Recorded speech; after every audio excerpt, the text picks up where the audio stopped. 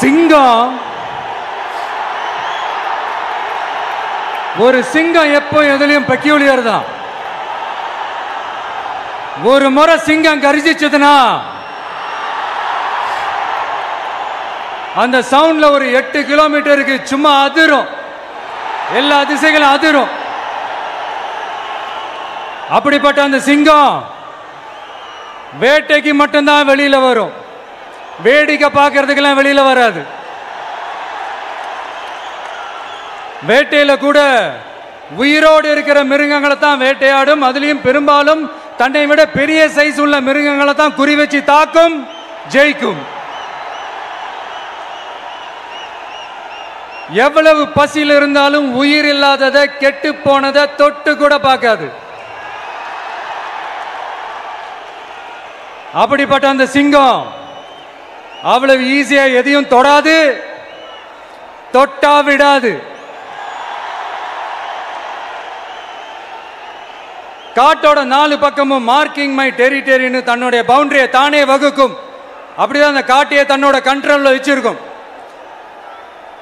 சிங்கத்துக்கு கூட்டத்தோட இருக்கிறதுக்கும் தெரியும், தனியா இருக்கிறதுக்கும் தெரியும். அப்படியே தனியா வரணும்னு நினைச்சாலும் அஞ்சாம அலட்டிக்காம சும்மா கெத்தா தனியா வந்து அத்தனை பேருக்கும் தண்ணி காட்டும். எப்போ எதிலையும் தன்னோட தனித்தன்மையை இழக்கவே இழக்காது. Yes, a lion is always a lion.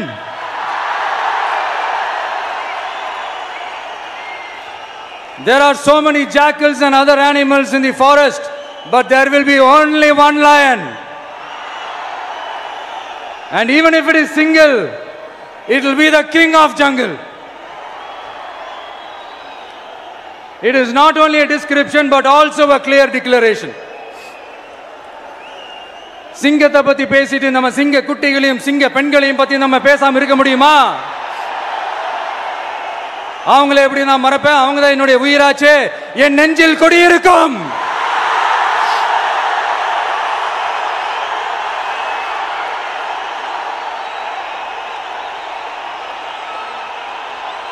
என்னுடைய தோழர்களுக்கும் தோழிகளுக்கும்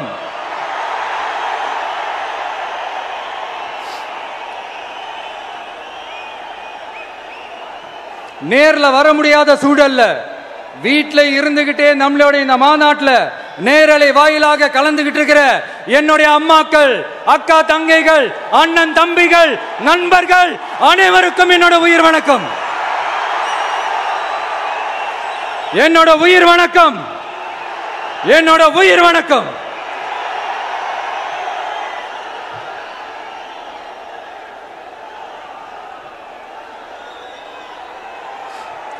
வீரம் விளையும் மாமதுரை மண்ணை வணங்குகிறேன். இந்த மதுரைனாலே உடனே ஞாபகத்துக்கு வரது சீறி பாஞ்சி துள்ளி குதிக்கிற யாருக்கும் அடங்காத காளைகள் விளையாடுற அலங்காநல்லூர் ஜல்லிக்கட்டு தான். நம்ம வைகை ஆறு தான். அழகர் ஆத்துல இறங்குற வைபவம், மதுரை மீனாட்சி அம்மன். இந்த மண்ணோட உண்மையான குணம் உணர்வு பூர்வமான மண் இது. அது மட்டும் இல்ல, இந்த மண்ணில் வாழ்ற மக்களும் அப்படித்தான் உணர்வு பூர்வமான ஆளுங்க. நான் இந்த மண்ணில் கால் எடுத்து வச்ச உடனே ஒரே ஒருத்தரை பத்தி தான் மனசுக்குள்ள ஓடிக்கிட்டே இருந்தது. அவர் யாருன்னு உங்களுக்கும் தெரிஞ்சிருக்கும். சினிமானாலும் சரி, அரசியல்னாலும் சரி, நமக்கு ரொம்ப ரொம்ப பிடிச்சது புரட்சி தலைவர் எம்ஜிஆர் அவர்கள் தான். அவரோட பழகிறதுக்கு எனக்கு வாய்ப்பு கிடைக்கல.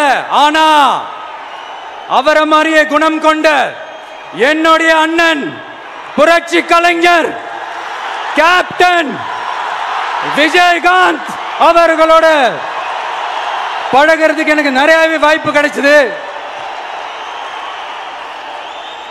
அவரும் இந்த மதுரை மண்ணை சேர்ந்தவர் தானே, அவரை மறக்க முடியுமா? தமிழ்நாட்டு மக்கள் உணர்வுபூர்வமா உண்மையா நம்ம பக்கத்திலே நிக்கிறவங்க, அதுக்கு ஒரு மிகப்பெரிய அடையாளம் தான் இந்த மதுரை மண். நம்ம தமிழக வெற்றி கழகம் கையில் எடுத்திருக்கிற அரசியலும் அப்படித்தான். உண்மையான அரசியல், உணர்வு பூர்வமான அரசியல், நல்ல அரசியல், நல்லவங்களுக்கான அரசியல், நாட்டு மக்களுக்கான அரசியல், நல்லது மட்டுமே செய்கிற அரசியல்.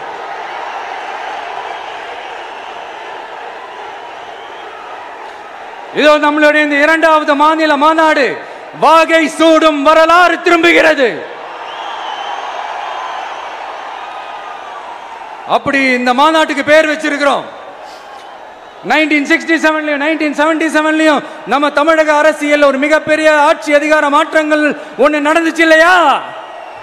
அதே மாதிரிதான் அடுத்த வருஷம் 2026 அப்படி ஒரு வரலாறு திரும்ப போகுதுன்னு உறுதியா சொல்றதுக்கான மாநாடு தான் நம்மளோட இந்த இரண்டாவது மாநில மாநாடு. விக்கிரவாண்டி விசாலையில் நம்மளுடைய ஃபர்ஸ்ட் மாநாடு நடத்தணும், வெற்றி கொள்கை திருவிழா. அதுக்கப்புறமே நீங்க பார்த்திருப்பீங்க தமிழக அரசியல் அந்த தட்ப வெப்பத்தையே மாத்தினுச்சு. நமக்கு எதிராக எத்தனை குரல்கள். ஆனா உங்களுக்கு தான் நம்மளை பத்தி நல்லா தெரியுமே, எந்த குரலையும் காதலையே போட்டுக்காம மக்களோட குரலை மட்டுமே கேட்டுக்கிட்டு நமக்கு எதிராக வர அத்தனை கூக்குரல்களையும் சின்னதா ஒரு சிரிப்போடவே கடந்து வந்திருக்கிறோம். அது இல்லாம நம்ம மாநாட்டில் ஒலிக்கிற இந்த குரல் இந்த ஒற்றை தமிழ் மகனோட குரல் மட்டுமல்ல, ஒட்டுமொத்த தமிழ்நாட்டு மக்களுடைய குரல். தமிழ்நாட்டில் இருக்கிற ஒவ்வொரு வீட்டில இருந்தும் ஒலிக்கிற குரல், ஒட்டுமொத்த உலகெங்கும் வாழும் ஒவ்வொரு தமிழ் வீட்டிலிருந்தும் எழும் குரல்.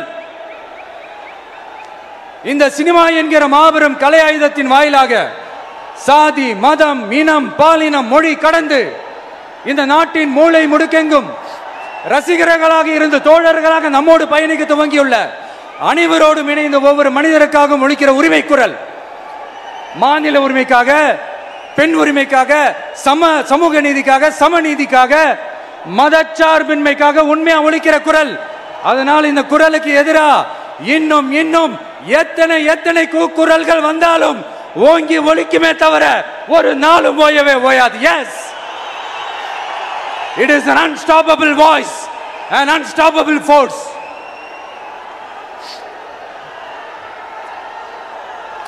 நம்ம அரசியலுக்கு வர்றதுக்கு முன்னாடி அட இவரெல்லாம் வர மாட்டாரியா, அவரே வரல, இவரே வரல, இவருங்க வர போறாரு அப்படின்ட்டு நிறைய பேர் ஜோஷியம் சொன்னாங்க.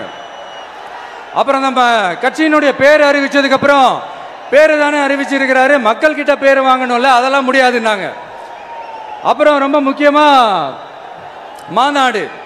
மாநாடுலாம் எவ்வளோ பெரிய விஷயம், அதெல்லாம் இவர் ஒத்தால எப்படி பண்ண முடியும், சும்மா பக்கத்தில் புஷியானதை வச்சுக்கிட்டு மாநாட்டில் எப்படி நடத்தி காட்ட முடியும், அதெல்லாம் அவங்களால முடியாது. அப்புறம் மழை பெஞ்சு எல்லாத்தையும் எடுத்துரும். ஏன் என் கூட இருக்கிறவங்களே கூட தான் சொன்னாங்க. அதுக்கப்புறம் என்ன நடந்துச்சுன்னு உங்க எல்லாருக்குமே தெரியும். இப்போ புதுசா ஒன்று சொல்ல ஆரம்பிச்சிருக்கிறாங்க. அது என்னடானா, ஆட்சியை பிடிக்கிறதெல்லாம் அவ்வளோ ஈஸி இல்லை இல்லையா. இப்போ அதெல்லாம் விட்டாங்க, இப்போ இங்கே வந்துட்டாங்க. இவர் நேராக ஷூட்டிங்லேருந்து வருவாராம், வந்து ஆட்சியை பிடிப்பாராம். அது எப்படி இவராலே முடியும், அவராலேயே முடியல, இவராலேயே முடியல, அவருக்கு அத்தனை வருஷம் ஆச்சு, இவராலே எப்படி முடியும்ட்டு ஒரு பக்கம். இன்னொரு பக்கம் கூட்டம்லாம் ஓகே தான், அது எப்படி ஓட்டா மாறும் அப்படின்றது இன்னொரு பக்கம். இப்படி கதை, திரைக்கதை, வசனம், இயக்கம், பாடல்கள்,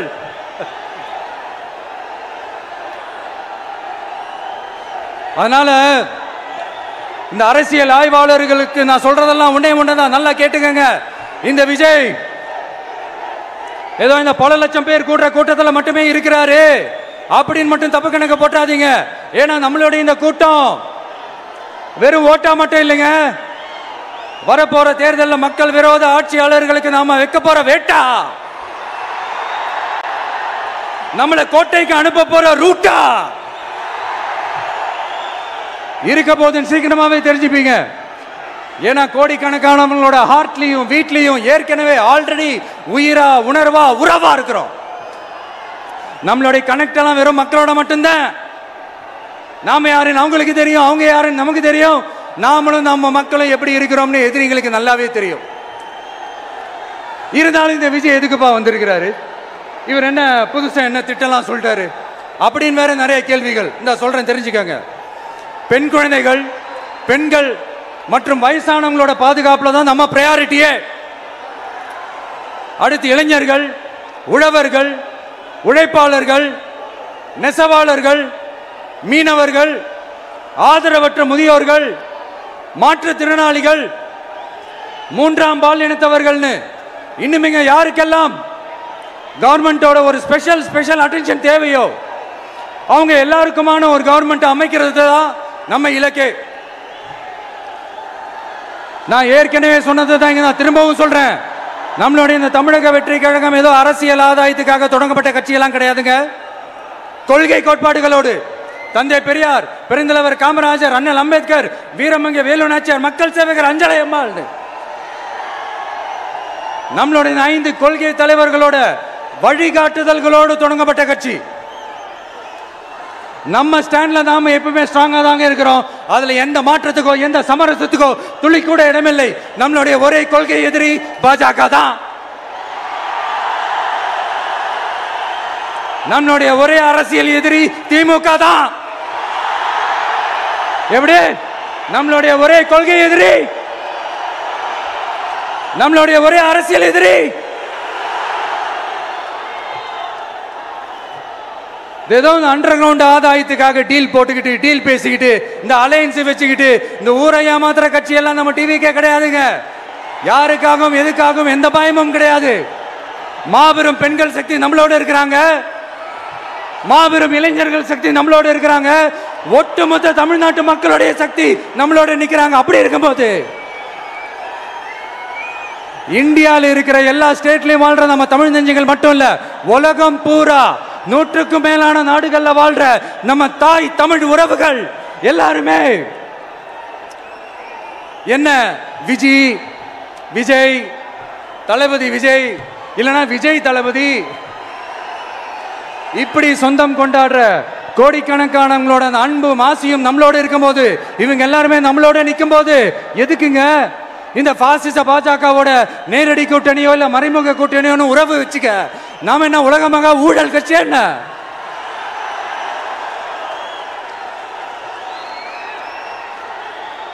நம்மளை பத்தி சின்னதா ஒரு உண்மை ஒண்ணு சொல்லலாமா? என்னடா இவர் வாயால இப்படி சொல்றாருன்ட்டு யாரும் தவறா நினைச்சுக்க வேணாம். ஏன்னா இது ஒரு விதத்துல ஒரு ஃபேக்டும் கூட. அதனாலதான் நான் சொல்லணும்னு ஆசைப்படுறேன். நம்ம யார் தெரியும்ல? நாம எல்லாருமே சொல்றேன். நாம யார் தெரியும்ல? இந்தியாவின் மாபெரும் மக்கள் சக்தி கொண்ட ஒரு மகத்தான வெகுஜன மக்கள் படை.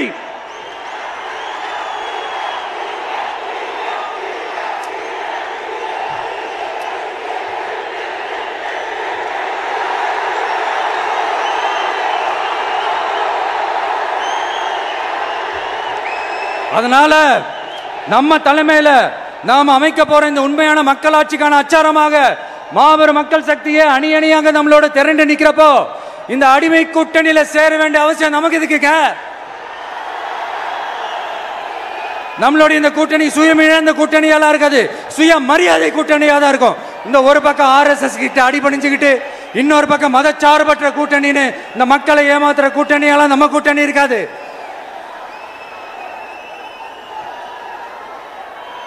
நான் இப்பவும் சொல்றேன், நம்மளை நம்பி வர்றவங்களுக்கு ஆட்சியிலும் அதிகாரத்திலும் உறுதியாக பங்களிப்பு செய்யப்படும்.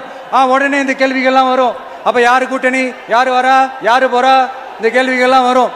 இந்த கேள்விகளுக்கெல்லாம் ஒரே ஒரு பதில் தான், சஸ்பென்ஸ்ல சஞ்சாரம் செய்யுங்க. ஆனா ஒண்ணு, 2026ல 2 பேருக்கு நடுவுல தான் போட்டியே. ஒன்னு TVK, இன்னொன்னு DMK. இந்த போட்டி எப்படி இருக்க போதுன்னா, இந்த அலையன்ஸை வச்சு எப்படியாவது நம்ம தப்பிச்சிடலாம். என்ன இந்த பழைய இந்த மேத்தமேட்டிக்ஸ், அரித்மேட்டிக்ஸ் இதெல்லாம் வச்சு எப்படியாவது நம்ம தப்பிச்சிடலாம் அப்படின்னு நினைக்கிறவங்களோட அந்த கனவு ஒரு நாளும் மைப்படாது. சரி, இப்ப நம்ம வேற ஒரு ஏரியாவுக்கு ஒன்று வருவோம். எதிர்காலம் வரும், என் கடமை வரும், இந்த கூட்டத்தின் ஆட்டத்தை ஒழிப்பேன்.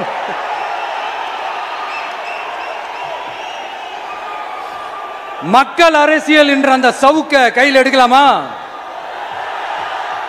யாருக்கு எதிரான தானே கேட்கிறீங்க? வேற யாரு?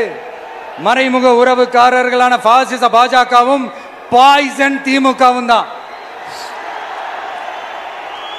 மாண்புமிகு பிரதமர் நரேந்திர மோடிஜி அவர்களே, 3வது முறையா ஒன்றியத்தோட ஆட்சி அதிகாரத்தை நீங்க தானே கையில் வச்சிருக்கிறீங்க. இல்ல நாங்க தெரியாம தான் கேட்கிறோம். நீங்க ஆட்சிக்கு வந்தது ஒட்டுமொத்த மக்களுக்கும் நல்லது செய்யவா, இல்ல நம்மளுடைய இந்த இஸ்லாமிய நண்பர்களுக்கும் இஸ்லாமிய தோழர்களுக்கும் எதிராக சதி செய்யவா? மக்களுக்கு உங்ககிட்ட கேட்கறதுக்குன்னு ஏராளமான கேள்விகள் இருக்குது. அதனால அவங்க சார்பா அவங்கள ஒருத்தனா அவங்களோட ஒரு உண்மையான ஒரு பிரதிநிதியா உங்ககிட்ட சில கேள்விகள் கேட்கணும். மிஸ்டர் பிரைம் மினிஸ்டர் அவர்களே, நம்ம தமிழ்நாட்டு மீனவர்கள் கிட்டத்தட்ட ஒரு 800 பேருக்கு மேல இலங்கை கடற்படையால தாக்கி அழிக்கப்பட்டிருக்கிறாங்க. அதை கண்டிக்கிறதுக்காக உங்களை பெருசா எதுவும் செய்ய சொல்லல, சின்னதா ஒண்ணே ஒண்ணு மட்டும் செஞ்சு கொடுங்க. இனிமேலாச்சும் எங்களுடைய மீனவர்கள் பாதுகாப்பா இருக்கிறதுக்காக இந்த கச்சத்தீவை இலங்கை கிட்ட இருந்து மீட்டு கொடுத்துருங்க, அது போதும். உங்களுடைய இந்த முரட்டு பிடிவாதத்தால நீங்க நடத்துற இந்த நீட்டு தேர்வு, அதனால இங்க என்னென்ன நடக்குதுன்னு சொல்றதுக்கே மனசு வலிக்குது. அதனால அந்த நீட்டு தேர்வு தேவையில்லைன்னு அறிவிச்சிருங்க, அது போதும். செய்வீர்களா திரு நரேந்திரபாய் தாமோதர் மோடிஜி அவர்களே? எங்களுக்கு என்னென்ன தேவையோ என்னென்ன நல்லதோ அதெல்லாம் செய்ய மாட்டேங்கிறீங்க. ஆனா ஆட்சி அதிகாரத்தை மட்டும் கையில வச்சுக்கிட்டு மக்களை ஏமாத்த நேரடியாக ஒரு பாசிச பாஜக அடிமை கூட்டணி ஒண்ணு. அடுத்து உங்களோட இந்த மைனாரிட்டி ஆட்சியை ஓட்டுறதுக்காக மறைமுகமாக RSS அடிமை குடும்பம்னு இன்னொரு கூட்டணி. இப்படி மக்கள் சக்தியே இல்லாத இந்த ஊழல் கட்சிகளை மிரட்டி அடிபணிய வச்சு 2029 வரைக்கும் சொகுசு பயணம் போயிடலாம்னு திட்டம் தீட்டி வச்சிருக்கிறீங்க. அதானே ஜி? என்ன ஜி? ஒண்ணு மட்டும் சொல்றேன், தெரிஞ்சுக்கங்க. என்னதான் நீங்க இந்த நேரடி மறைமுக கூட்டணி குட்டிகரணம் போட்டாலும் தாமரை இலையில தண்ணியே ஒட்டாது. தமிழக மக்கள் மட்டும் எப்படி ஒட்டுவாங்க?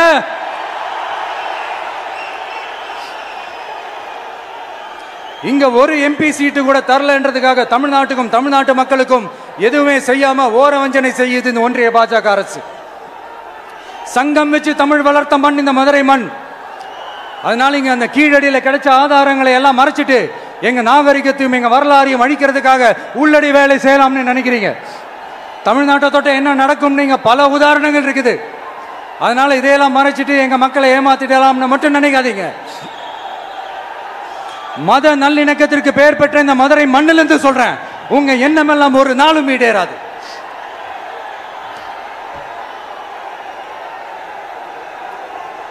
எம்ஜிஆர்னா யார் தெரியும்ல? அவர் மாஸ்னா என்னன்னு தெரியும்ல? அவர் உயிரோடு இருக்கிற வரைக்கும் அந்த CM சீட்டை பத்தி ஒருத்தராலையும் நினைச்சு கூட பார்க்க முடியல, கனவு கூட காண முடியல. எப்படியாவது அந்த CM சீட்டை என்கிட்ட கொடுத்துருங்க, என் நண்பர் எம்ஜிஆர் திரும்ப வந்ததுக்கு அப்புறம் நான் திருப்பி கொடுத்துறேன்னு தன்னோட எதிரியை கூட மக்கள் கிட்ட கெஞ்ச வச்சவர் எம்ஜிஆர். எப்படி கெஞ்ச வச்சவர்?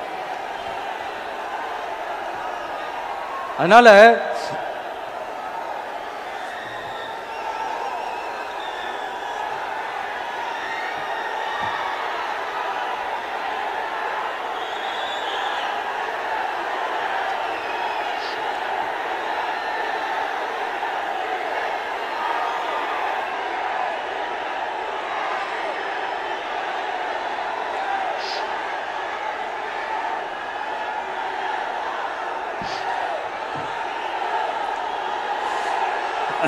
ஆனா இப்போ அவர் ஆரம்பிச்ச அந்த கட்சியை, எம்ஜிஆர் அவர்கள் ஆரம்பிச்ச அந்த கட்சியை கட்டி காக்கிறது யாரு? இன்னைக்கு அந்த கட்சி எப்படி இருக்குது அதை நான் சொல்லிதான் உங்களுக்கு தெரியணுமா? அப்பாவி தொண்டர்கள் அதை வெளியில சொல்ல முடியாம வேதனையில தவிக்கிறாங்க. 2026 சட்டமன்ற தேர்தலில் யாருக்கு ஓட்டு போடணும், எப்படிப்பட்ட ஆட்சி இங்க அமையணும்னு அந்த அப்பழுக்கற்ற அந்த தொண்டர்களுக்கும் ரொம்ப நல்லாவே தெரியும். அதனால என்ன வேஷம் போட்டுக்கிட்டு பாஜக இங்க தமிழ்நாட்டுக்குள்ள வந்தாலும் அவங்க வித்தை எல்லாம் இங்க வேலைக்கே ஆகாது. இப்படி பொருந்தா கூட்டணியா இந்த பாஜக கூட்டணி இருக்கிறதுனால இப்ப ஆட்சியில இருக்கிற இந்த வெற்றி விளம்பர மாடல் திமுக என்ன செய்யுதுன்னு தெரியும்ல? பாஜகவோட உள்ளுக்குள்ள ஒரு உறவை ஒன்று வச்சுக்கிட்டு வெளியில எதிர்க்கிற மாதிரி ஒரு டிராமா ஒன்று பண்ணிக்கிட்டு எதிர்கட்சியா இருந்தா போங்க மோடின்னு பலூன் விடுறது, ஆளுங்கட்சியா இருந்தா வாங்க மோடின்னு கொடை பிடிச்சுக்கிட்டு கும்பிடு போடுறது. இது மட்டுமா? ஒரு ரைடுன்னு ஒன்று வந்துட்டா போதும், இது வரைக்கும் போகவே போகாத ஒரு மீட்டிங், அதை காரணம் காட்டி டெல்லிக்கு போறது, அங்க ஒரு சீக்ரெட் மீட்டிங் நடத்துறது. நல்லா நோட் பண்ணணும் மக்களே, அந்த மீட்டிங் அப்புறம் இந்த இஷ்யூ அப்படியே காணாம போயிருக்குமே. அதேதான். Stalin uncle, what uncle is very wrong uncle.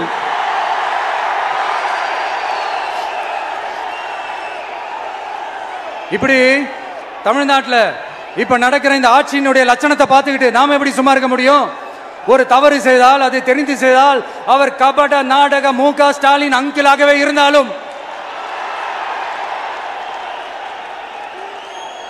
Uncle உங்களுக்கு மனசாட்சின்னு ஒன்று இருந்துச்சுன்னா நாங்க கேட்கிற கேள்விகளுக்கு மட்டும் கொஞ்சம் பதில் சொல்லுங்க அங்கிள். நீங்க நடத்துற இந்த ஆட்சியில நேர்மை இருக்கா? நியாயம் இருக்கா?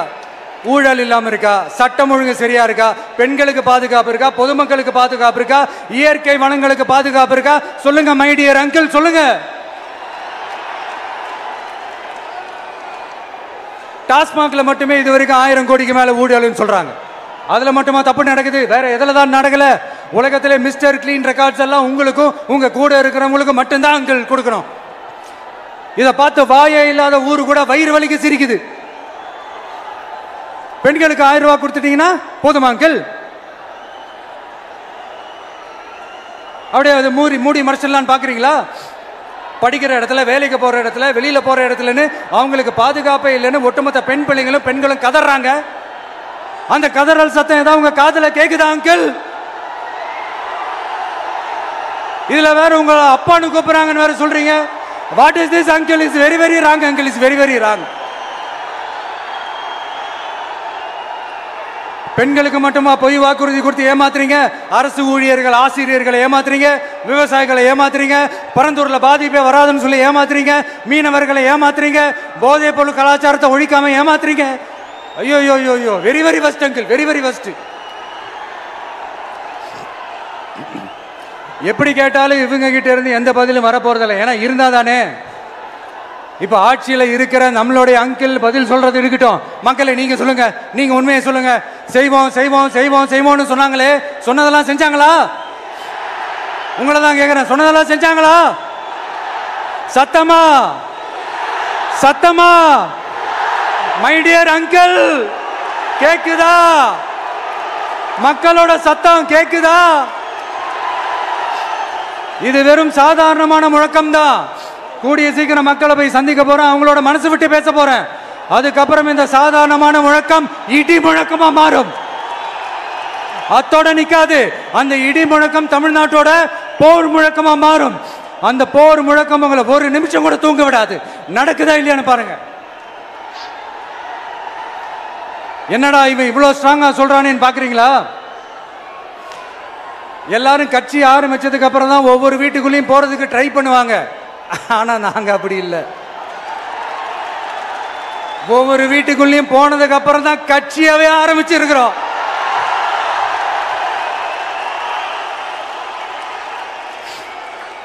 அதனால ஒட்டுமொத்தமா எல்லாருமா சேர்ந்து இந்த திமுக ஆட்சிய, கபட நாடக திமுக ஆட்சிய 2026 தேர்தலில் வீட்டுக்கு அனுப்புறோம். வீட்டுக்கு அனுப்புறோம். என்ன நண்பா, சரிதானே?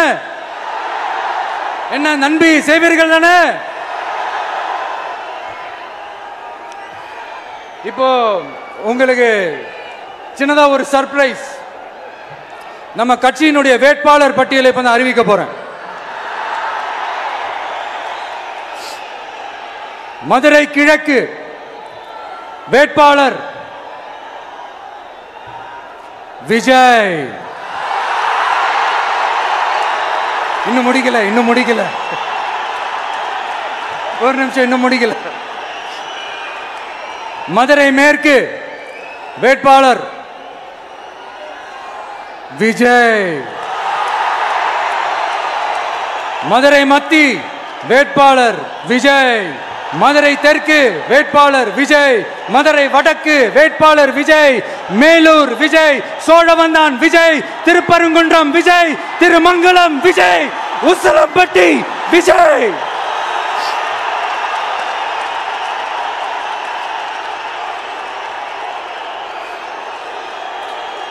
என்னடா எல்லா தொகுதியிலையும் ஒரே வேட்பாளர்னு பாக்குறீங்களா? 234 தொகுதியிலையும் இந்த விஜய் தான், அதாவது உங்க விஜய் தான் உங்க சின்னம்.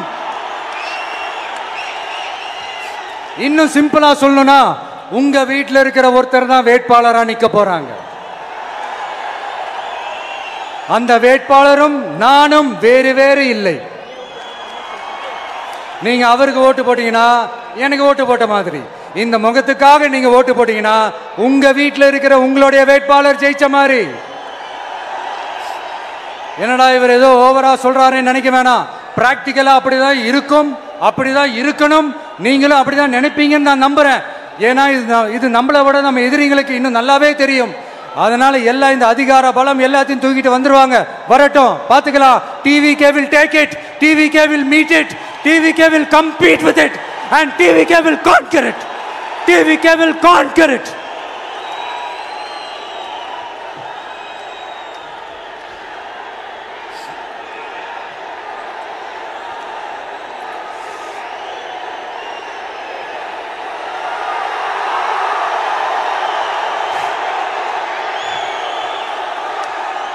இந்த நேரத்தில் நம்ம மனசுல இருக்கிறத மக்கள் கிட்ட சொல்லி ஆகணும். தூத்துக்குடி ஸ்னோலினோட அம்மா என்ன அவங்களோட தம்பி, இன்னும் அவங்க பொண்ணுக்கு நான் தாய் மாமன்னு சொன்னாங்க. அந்த அக்காவோட குழந்தைங்க மட்டும் இல்லைங்க, என்ன அண்ணனா தம்பியா நினைக்கிற தமிழ்நாட்டில் இருக்கிற என்னோட எல்லா சகோதரிகளின் குழந்தைகளுக்கும் நான் இன்னைக்கு மட்டும் இல்ல, என்னைக்குமே ஒரு தாய் மாமனா தான் இருப்பேன். நீங்க எல்லாரும் என்னுடைய ரத்த உறவு, கூட பிறந்த பொறுப்பு. என் வீட்டு ரேஷன் கார்டில் வேணா உங்க பேர் இல்லாம இருக்கலாம், உங்க வீட்டு ரேஷன் கார்டில் வேணா என் பேர் இல்லாம இருக்கலாம். ஆனா நாம் எல்லாரும் ஒண்ணுதான், உறவு தான். நமக்கு இடையே எந்த அரசியலும் உள்ள நுழையவே முடியாது. என்கிட்ட இருந்து உங்களையும் உங்ககிட்ட இருந்து என்னையும் எந்த சக்தியாலும் பிரிக்கவே முடியாது. அப்புறம் நான் ஒன்னும் இந்த மார்க்கெட் போனதுக்கு அப்புறம், ரிட்டையர் ஆனதுக்கு அப்புறம் அடைக்கலம் தேடி அரசியலுக்கு வரல, படைக்கலனோட வந்திருக்கிறோம். பவர்ஃபுல் போர்ஸோட, மாபெரும் படை வரிசையோட, எல்லாத்துக்கும் தயாராகி தான் வந்திருக்கிறோம். இவ்வளவு தயாரா நாம அரசியலுக்கு வர்றதுக்கு ரொம்ப ரொம்ப முக்கிய காரணம் ஒண்ணு இருக்கு. அது என்ன தெரியுமா? நன்றி கடன், நன்றி கடன், நன்றி கடன். கிட்டத்தட்ட ஒரு 30 வருஷமா, 30 வருஷத்துக்கு மேல நீங்க தான், நம்ம மக்கள் தான் என் கூட நிக்கிறீங்க, எனக்காக நிக்கிறீங்க, என்னை தாங்கி பிடிக்கிறீங்க, மனசுல ஏந்தி பிடிக்கிறீங்க, தாய் அன்போட மடியில ஏந்திக்கிறீங்க. உண்மையை சொல்லணும்னா வேற யாரை விடவும் எனக்கு இந்த அன்பையும் ஆதரவையும் கொடுத்திருக்கிறீங்க. என் மேல உயிரையே வச்சிருக்கிறீங்க. என்ன உங்க வீட்டுல ஒருத்தனாவே ஆக்கிட்டீங்க. நீங்க எனக்கு கடவுள் கொடுத்த வரம்.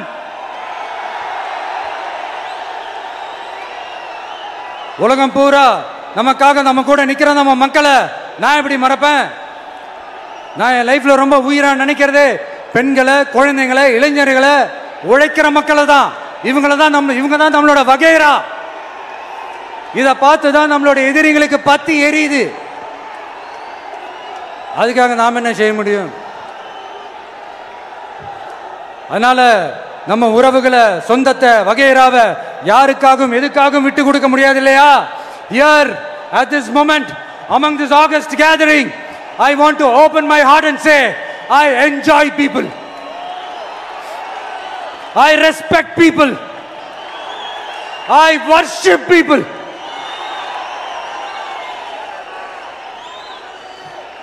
சரிப்பா, இவ்வளவு செஞ்ச நம்ம மக்களுக்கு நன்றி கடனா உன்னால முழுமையா செலுத்த முடியுமான்னு கேட்டா சத்தியமா சொல்றேன், என்னால முடியாதுதான். இன்னும் எத்தனை ஜென்மம் எடுத்தாலும் அந்த நன்றி கடனை என்னால தீர்க்கவே முடியாது. அப்புறம் என்ன மானாவுக்கடா நீ வந்திருக்க அதானே கேக்குறீங்க? மைண்ட் வாய்ஸ் கேட்ட மாதிரி இருந்தது. வாழ்நாள் முழுக்க நம்ம மக்களுக்காக ஆதரவா துணையா நிக்கிறத தவிர, அவங்களுக்காக உழைக்கிறத தவிர எனக்கு வேற எந்த எண்ணமும் இல்லை. எனக்கு இப்ப வேற வேலையும் இல்லை. இனிமே எனக்கு இதுதான் என் வேலையே, என் கடன் இனி என் மக்களுக்கு பணி செய்து கிடப்பதே. இப்படியா ஹார்ட் டு ஹார்ட் யதார்த்தமா பேசிய பழகிட்டோம். இதுக்கு மேலேயும் எனக்கும் மக்களுக்கும் இடையே இருக்கிற அந்த உறவை பத்தி நான் பேச ஆரம்பிச்சேன்னா ஒரு மாதிரி எமோஷனல் ஆகிடுவேன். அப்புறம் அதை கண்ட்ரோல் பண்ணுறது ரொம்ப கஷ்டம். அதனால என்னை மனசார நேசிக்கிற நம்ம மக்களுக்கு ஒன்று சொல்றேன். இந்த விஜய் உங்க விஜய், உங்களுக்கான விஜய், உங்களுக்காக மட்டுமே இருக்கிற விஜய். உங்க கூட நிக்க, உங்களுக்காக நிக்க, உண்மையா நிக்க, உணர்வோட நிக்க, உறுதியா நிக்க, உங்க கூட பேச, உங்களுக்காக பேச, உண்மையா பேச, உணர்வோட பேச, உறுதியா பேச, உங்களுக்காக சேவை செய்ய உங்க விஜய் நான் வர.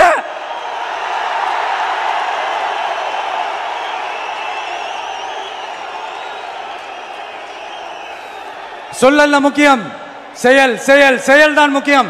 செய்கை தான் சும்மா சிறப்பா இருக்கணும்.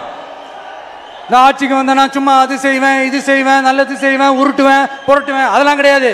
செய்யறதுக்கு, நல்லது செய்யறதுக்கு, நல்லது செய்யறதுக்கு மட்டும்தான் இந்த விஜய். அப்புறம் ஒரு அரசியல் தலைவன் அவன் சினிமாக்காரனா, நல்லவனா, கெட்டவனா, இதெல்லாம் தாண்டி அவன் உண்மையானவனா, அதுதான் ரொம்ப ரொம்ப முக்கியம். இது சம்பந்தமா ஒரு குட்டி கதை ஒன்று சொல்றேன். ஒரு நாட்டில் ஒரு ராஜா தனக்கு பக்கபலமா இருக்கிறதுக்காக, கூட துணையா இருக்கிறதுக்காக ஒரு தளபதியை தேடுறாரு. சரியான தகுதிகளோட ஒரு 10 பேர் செலக்ட் ஆகுறாங்க. ஆனால் அதில் ஒருத்தர் மட்டும் தான் செலக்ட் பண்ணணும். அதனால அந்த ராஜா என்ன பண்றாருன்னா ஒரு டெஸ்ட் வைக்கிறார். அந்த 10 பேர் கையிலையும் விதை நெல்லை கொடுத்து இதை நல்லா வளர்த்து கொண்டு வாங்க, ஒரு 3 மாதம் கழிச்சு வாங்கன்னு சொல்லி அனுப்பி வச்சிடுறாரு. 3 மாதம் கழிச்சு வரும்போது அதில் ஒருத்தர் ஆள் உயரத்துக்கு வளர்த்துருந்தாரு, ஒருத்தர் தோல் உயரத்துக்கு வளர்த்துருந்தாரு. அதில் ஒரு 9 பேரும் நல்லா வளர்த்து கொண்டு வந்திருந்தாங்க. ஒருத்தர் மட்டும் வெறும் தொட்டியோடவே வந்தார்.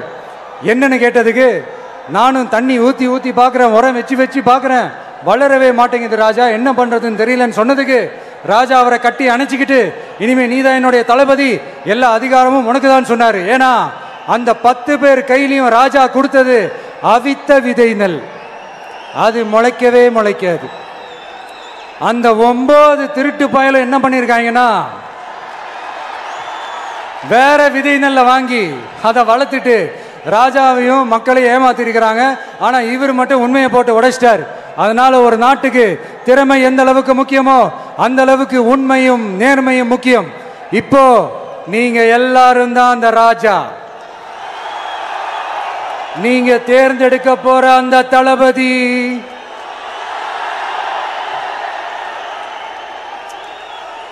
சும்மா சினிமாக்காரன் சினிமாக்காரன் சினிமாக்காரன். அம்பேத்கர் அவர்களை தோக்கடிச்சது சினிமாக்காரன் இல்ல, அரசியல்வாதி. காமராஜர் அவர்களை தோக்கடிச்சது, இங்க விருதுநகர் பகுதியில் தோக்கடிச்சது சினிமாக்காரன் இல்ல, இன்னொரு அரசியல்வாதி. இன்னைக்கும் நம்ம கூட வாழ்ந்துட்டு இருக்கிற நல்ல கண்ணு ஐயாவை தோக்கடிச்சது சினிமாக்காரன் இல்ல, அரசியல்வாதி. இப்படிப்பட்ட நல்ல நல்ல தலைவர்களை எதிர்த்து நின்று தோக்கடிக்கணும்னு அந்த எண்ணத்தை உருவாக்குனது சினிமாக்காரன் இல்ல, அரசியல்வாதி. அதனால எல்லா அரசியல்வாதியும் அறிவாளியும் கிடையாது, எல்லா சினிமாக்காரனும் முட்டாளும் கிடையாது. கான்பிடண்டா இருங்க, நல்லதே நடக்கும், வெற்றி நிச்சயம். மீண்டும் சந்திக்கும் வரை நன்றி, வணக்கம்.